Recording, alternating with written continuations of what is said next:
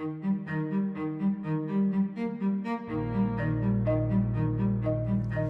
to do? The world has a major problem, and that is that we are way off course in our goal of achieving sustainable development.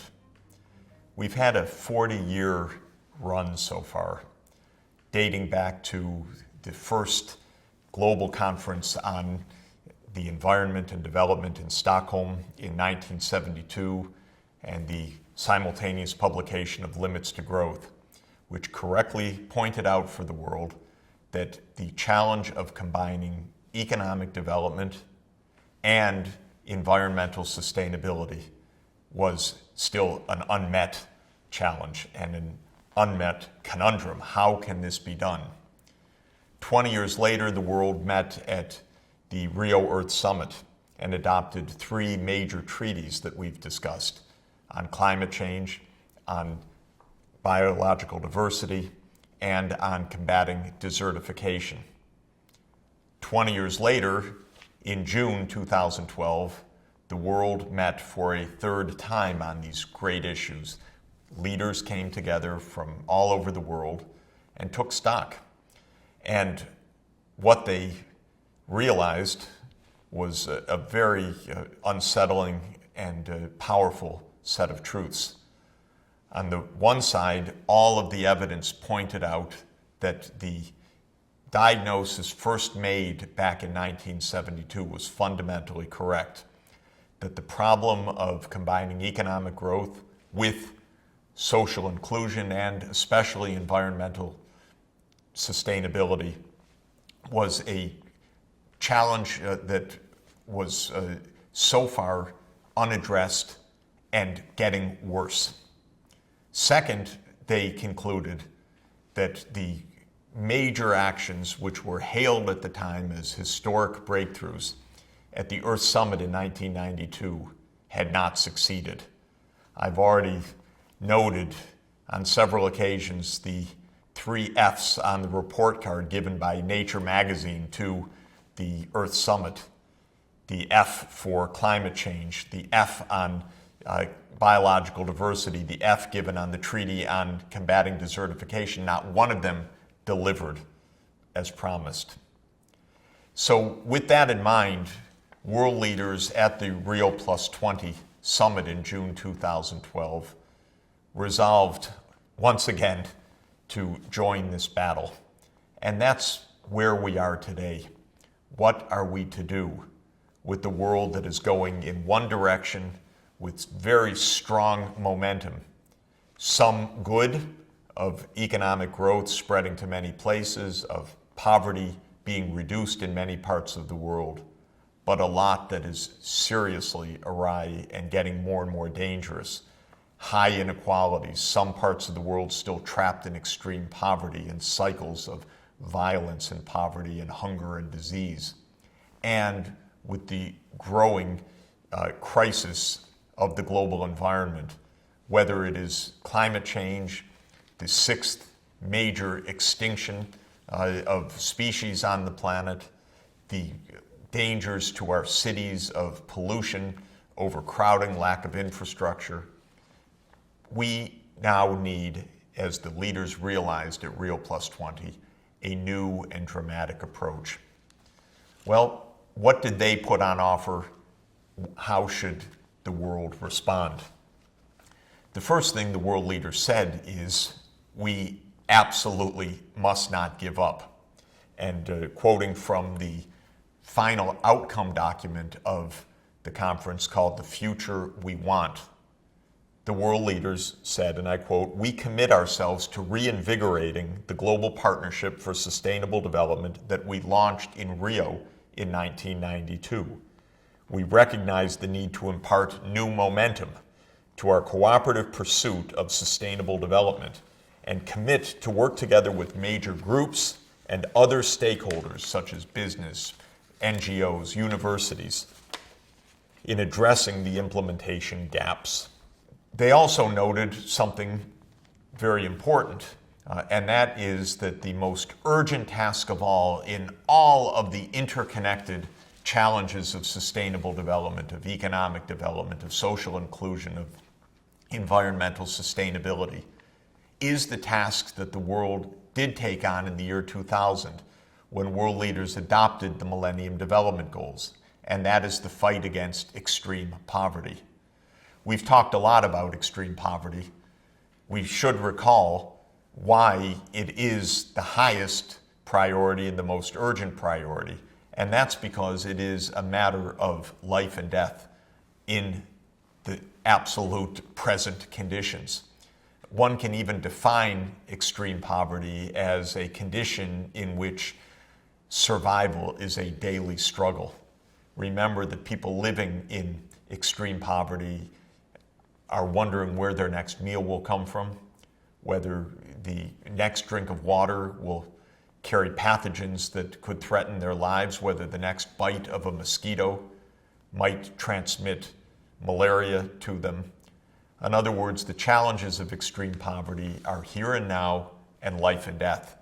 And since 7 million children are dying every year before their 5th birthday of conditions that are either completely preventable or, if not completely preventable, essentially fully treatable, we have this crisis, the opportunity, the moral challenge in front of us.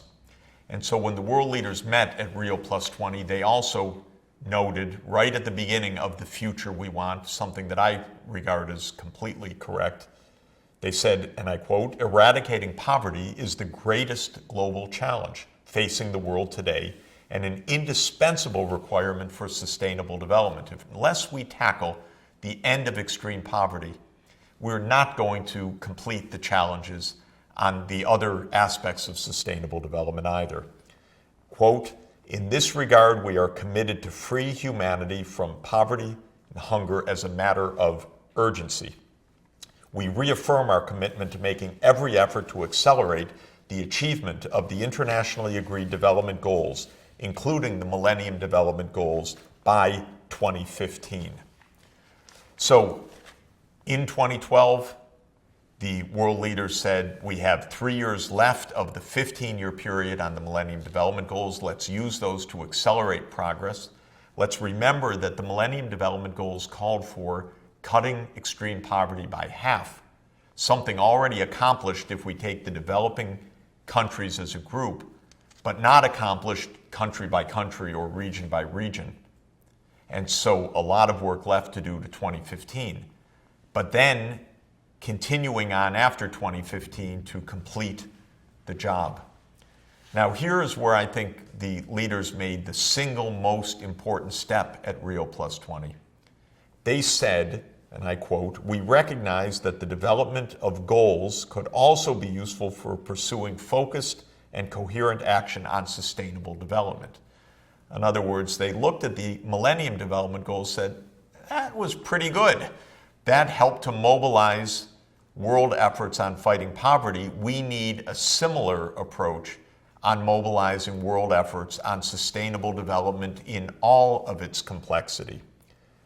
And I quote, "We further recognize the importance and utility of a set of Sustainable Development Goals, or SDGs. These goals should address and incorporate in a balanced way all 3 dimensions of sustainable development and their interlinkages." I would summarize it as saying that the world leaders agreed to make the transition from MDGs to SDGs, from Millennium Development Goals to Sustainable Development Goals. Taking a leaf from the Millennium Development Goals, the world leaders also made some points about what these new SDGs should be. And I quote again from The Future We Want. "We also underscore that SDGs should be action-oriented, concise and easy to communicate, limited number, aspirational, global in nature, and universally applicable to all countries, while taking into account different national realities, capacities, and levels of development and respecting national policies and priorities. We also recognize that the goals should address and be focused on priority areas for the achievement of sustainable development, being guided by this outcome document, The Future We Want. Governments should drive implementation with the active involvement of all relevant stakeholders as appropriate.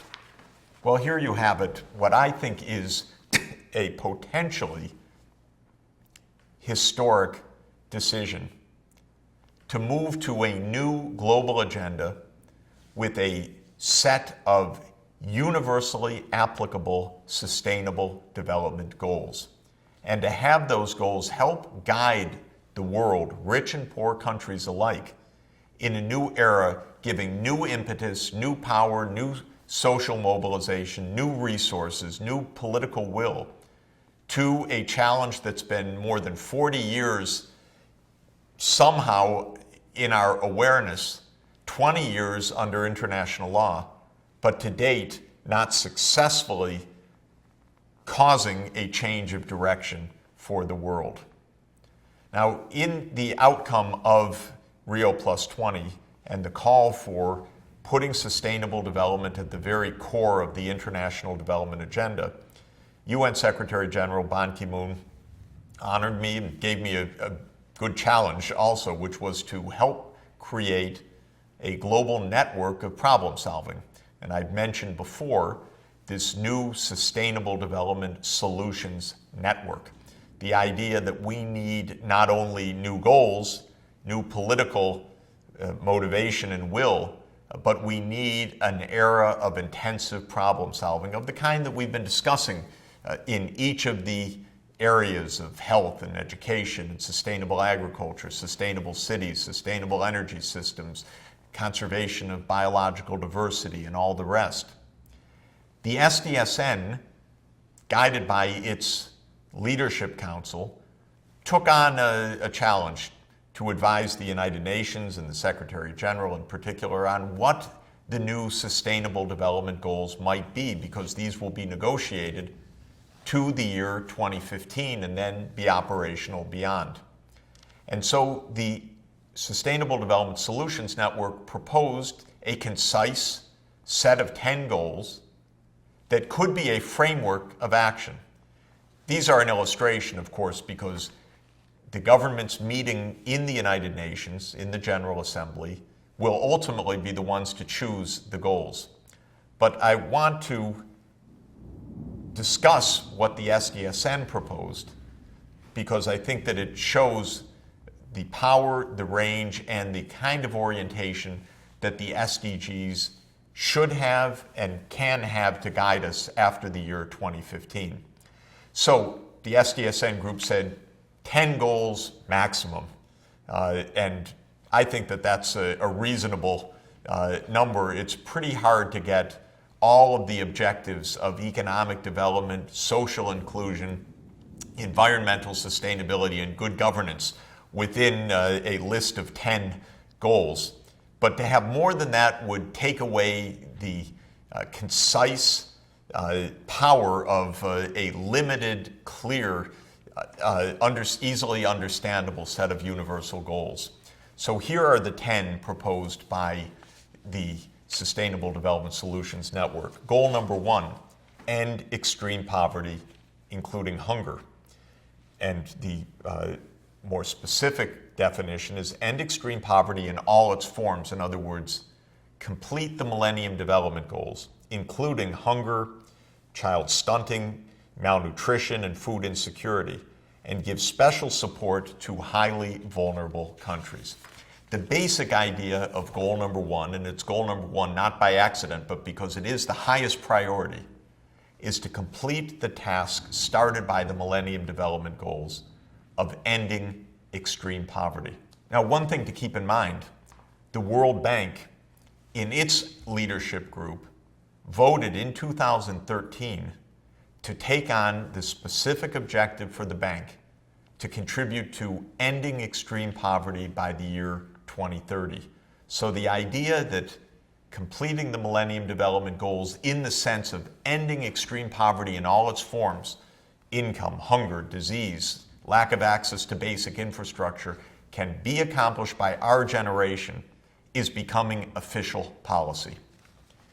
SDG number 2, achieve development within planetary boundaries. Now this ought to make sense by now.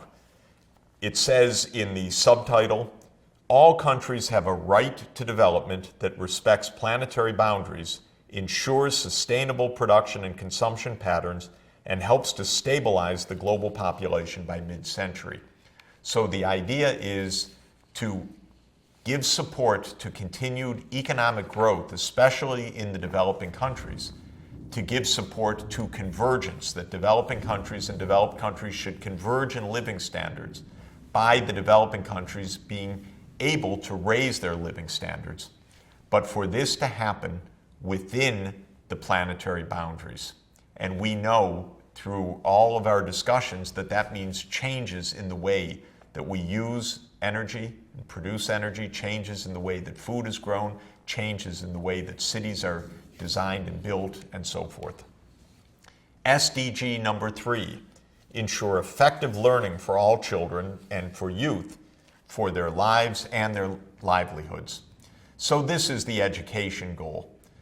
It is not stated simply as children in school, though that's important. It's stated as effective learning, so that children are imparted with the skills that they need to be productive, to be fulfilled in their lives, to be good citizens, and to be able to find decent jobs. We know that as technology is changing, the pathways to decent work also require decent skills and good education. And SDG 3, as recommended by the Sustainable Development Solutions Network, puts a focus on that. SDG 4, achieve gender equality, social inclusion, and human rights for all. The point is clear. We know that sustainable development rests on one core dimension of justice, fairness, social inclusion, and social mobility. And we've seen that gender discrimination, discrimination against minority groups, discrimination against indigenous populations are huge barriers to full participation in economic life and to a life satisfaction that is attainable if we honor human rights, if we live up to the Universal Declaration of Human Rights. SDG number 5, again, as recommended by the Sustainable Development Solutions Network, achieve health and well-being at all ages. So the subtitle of this is to achieve universal health coverage at every stage of life, with particular emphasis on primary health services, including reproductive health, to ensure that all people receive quality health services without suffering financial hardship. All countries will also promote policies to help individuals to make healthy and sustainable decisions regarding diet, physical activity, and other individual or social dimensions of health. We saw that it is possible to reduce child mortality dramatically, to reduce maternal mortality dramatically, to raise life expectancy, to control many diseases at very, very low cost. SDG number 6, improve agricultural systems and raise rural productivity. And in the more elaborate statement, it says improve farming practices, rural infrastructure, and access to resources for food production to increase the productivity of agriculture, livestock, and fisheries, raise smallholder income, reduce environmental impacts, promote rural prosperity, and ensure resilience to climate change. We saw the challenges facing smallholder farmers. We've seen the problems of depletion of fresh water, depletion of fisheries, the impacts of climate change, the need to create new technology-based and information-based systems for smallholder farmers to help raise the most impoverished of these families out of poverty and to ensure that farm systems are resilient to the changes that are coming and more productive. So SDG 6 recognizes the centrality of sustainable agriculture and, as part of that, the sustainability of the food supply. SDG 7, empower inclusive, productive, and resilient cities, with the longer statement to make all cities socially inclusive, economically productive, environmentally sustainable, secure and resilient to climate change and other risks, develop participatory, accountable, and effective city governance to support rapid and equitable urban transformation. We've talked a lot about the urban challenge, and we have seen, using the illustration of New York City, how cities can plan in detail for their sustainability on many dimensions, and the recommended SDG 7 calls on cities all over the world to take on this challenge.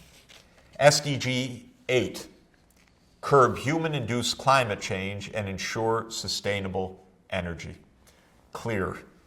And the longer statement of this goal is to curb greenhouse gas emissions from energy, industry, agriculture, the built environment, and land use change to ensure a peak of global CO2 emissions by 2020 and to head off the rapidly growing dangers of climate change to promote sustainable energy for all.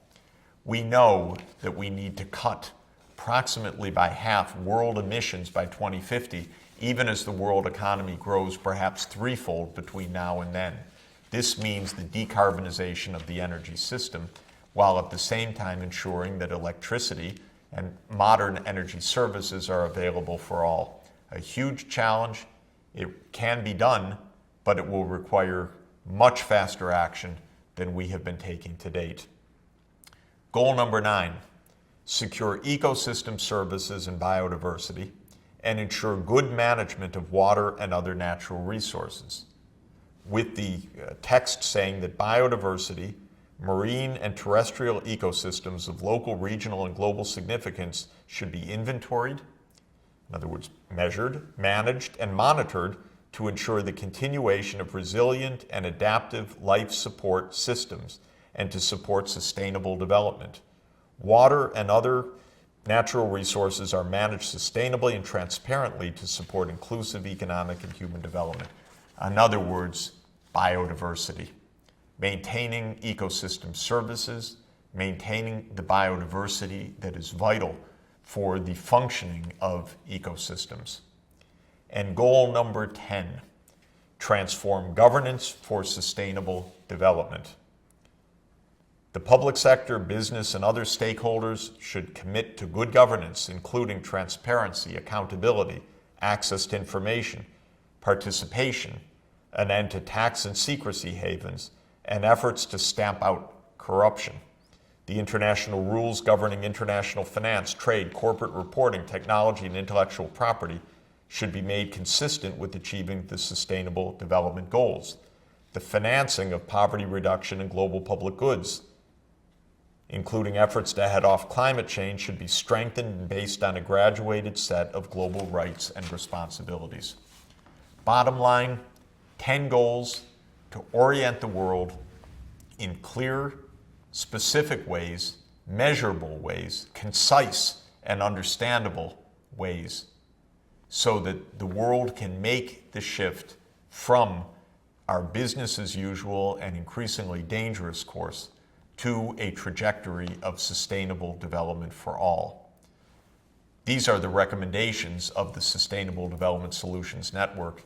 It's up to the world's governments, following the mandate given at the Rio+20 Summit, to choose the Sustainable Development Goals and set a Sustainable Development Agenda for the post-2015 period to make the transition from MDGs to SDGs. Can these SDGs be achieved? Can this huge effort succeed? Let's take a look.